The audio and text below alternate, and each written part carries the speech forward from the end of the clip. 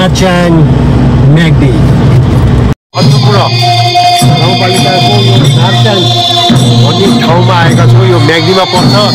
यो हराउँदै गरेको खेली नाचलाई जब युवाहरू हाम्रो जेन्जी समूहले चाहिँ यसलाई पुनर्जागरण गर्ने जुन सराहनीय काम गरेको छ त्यो पनि देख्न सक्छौँ। हिउँ पहिरो जुन हिउँ पहिरो खसेर त्यहाँ हाइड्रोहरू तिन पावर कम्पनीहरू पनि छन्।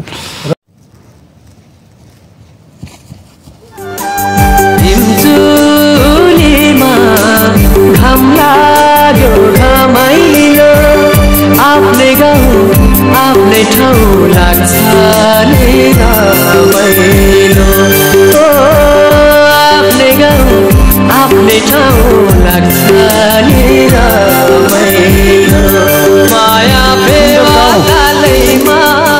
नार्चाङको लेक गाउँ अति पुरानो गाउँ, मगर जातिको बाहुल्यता रहेको गाउँ र यो साँच्चै नै म्युजियम बन्न सक्ने गाउँ। यो पुरानो बस्ती हेर्नुहोस्, ढुङ्गाको छानोको स्लेट पनि यति बाक्लो छ र ढुङ्गाको गाह्रो यो हिजोको पुरानो अवस्थालाई संरक्षण गर्न सफल भएको कारण चाहिँ यहाँका अहिले विडम्बना के छ भन्दाखेरि टिन र प्लास्टिक जहाँसुकै यो गाउँघरमा भित्रिने क्रम जारी छ र बिस्तारै बिस्तारै यो छानाहरू टिनले रिप्लेस नहुन्, ढुङ्गाकै छानोमा यो गाउँलाई फेरि पुनर्जीवित गाउँमा परिणत गर्न हुन सुझाव दिन्छु। धन्यवाद।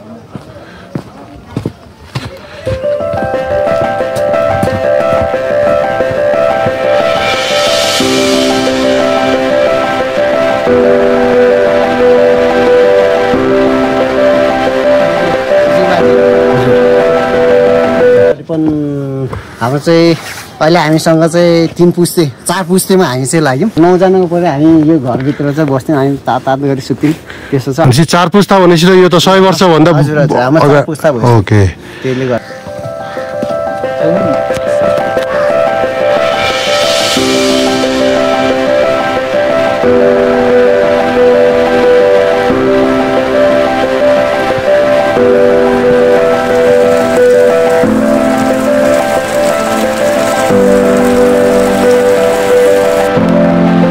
लाउनु भएको पढ्नुहोस् चिया पकाउने हो। दिदी चिया पकाउनुलाई हामीले यहाँ के राख्नु पर्यो? दुध छ कि छैन नि? ए दुध छैन है। भयो, धेरै धेरै धन्यवाद।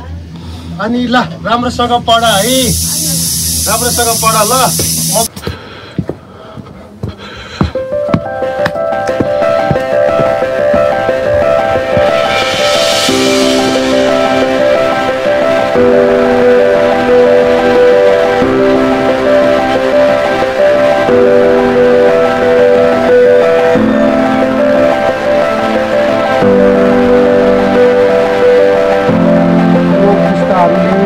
भाइको हजुरबुवाहरूले मिलेर बनाएको ट्रेल यो अझै पनि रहेछ। साह्रै खुसी लाग्यो।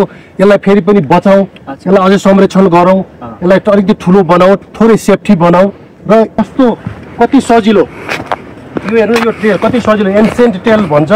यो एन्सेन्ट ट्रेलको हामी चाहिँ प्रिजर्भ गरौँ। कति राम्रो हिमाल, आहा। र यो हिँड्दाखेरि पनि शान्त हुने देशमा पुग्दैछौँ। हाइड्रो पावरको ठुलो डेभलपमेन्ट यो क्षेत्रमा भएको पाइयो। यो अपोजिट रहेछ, विकास र नेचर। हामीले जब विकासलाई रोज्छौँ तब नेचर कोल्याप्स हुँदै जानेछ, नेचर हराउँदै जानेछ। यो ब्यालेन्सलाई हामीले नेपालको विशिष्ट डेभलपमेन्टको खाका तयार पार्नुपर्ने आवश्यकता देखिन्छ। पछि ढिलो भयो भने मात्र पछुतो लाग्नेछ भन्ने मलाई लाग्छ। बाटो नबन्ने क्रममा चाहिँ हामी माथि लेगाउँमा त्यो त्यहाँको मान्छेहरू रुखबाट खस्दाखेरि या बच्चा पाउने बेलामा एकदम गाह्रो थियो। हामीले कयौँ मान्छेलाई बोकेर यही बाटो लिएर आउँथ्यौँ। बिचरा त्यो बच्चा पाउनेलाई त बोकी लिएर आउँदा तल हेल्परमा पुग्नु मात्रै बच्चा पाउँदै किनभने बच्चा पाउँदा त्यो हल्डिएर कि त्यस्तो हल्डिएर हामीले त्यस्तो गर्थ्यौँ कहिले डोको काटेर डोकोमा बोकी लिएर आउने कहिले डोला बनाएर डोलामा बोकी लिएर आउने गरिन्थ्यो यो बाटोमा चाहिँ भनेपछि यो बाटोलाई चाहिँ संरक्षण गरौँ है संरक्षण गर्नु नै हाम्रो उत्तरदायित्व पनि हो है हामी जिम्मेवार बन्नै पर्छ लेकबेसी जोड्ने नै हाम्रो पुरानो हाम्रो कयौँ पुस्ताको हाम्रो बाजेहरू उहाँहरू मरेर स्वर्ग नरक कता हुनुहुन्छ उहाँहरूको आशीर्वादले चाहिँ यो बाटो चाहिँ अझै पनि बचेको छ अहिलेसम्म हामीले योजना पनि हालेको छैनौँ यो बाटो उहाँहरूको ठुलो मेहनतले गर्दा चाहिँ यो बाटो अहिले पनि छ उहाँहरूले ती बेता सती युगमा चाहिँ बनाएको बाटोले गर्दा अहिलेसम्म हामीलाई हेल्दी पनि बनाएको छ यो बाटोले गर्दा हामीलाई गर्व पनि रहेछ यही बाटोमा रासन पानी ओसारेर यहाँका जीविका पार्जन पनि गरेन् अहिले चाहिँ मोटर बाटोले गर्दा हल्का सुविधा भएको छ यहाँ घाँस दाउरा गर्न कसै मर्निङ वाक गर्नलाई चाहिँ यो बाटो चाहिँ एकदम